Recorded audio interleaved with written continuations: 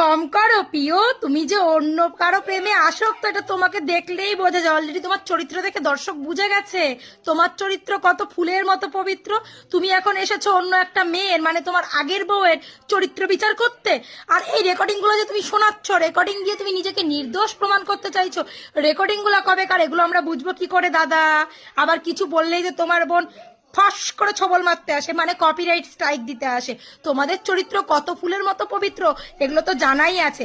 আগে নিজে খেটে খা, বুঝেছিস? ওই বলদপনা মুখটা নিয়ে এ এ এ এরকম না করে আগে নিজে খেটে খা। আর বোনটাকে একটু ভদ্র পোশাক পরা শেখা। তারপর অন্য মেয়ের গলায় লাভ বাইট আছে না, একজিমার দাগ আছে না, অ্যালার্জি আছে, ওটা বিচার করতে আসিস। অলরেডি একটা মেয়েকে বিয়ে করে তোরা ভাই আর বোন মিলে তাকে দিয়ে হাজারখানা ভিডিও বানিয়ে নিয়ে লাখ লাখ টাকা কামিয়ে নিয়েছিস। এখন যেই মেয়েটা ছেড়ে চলে এসেছে, নিজের বাঁচতে হবে তো।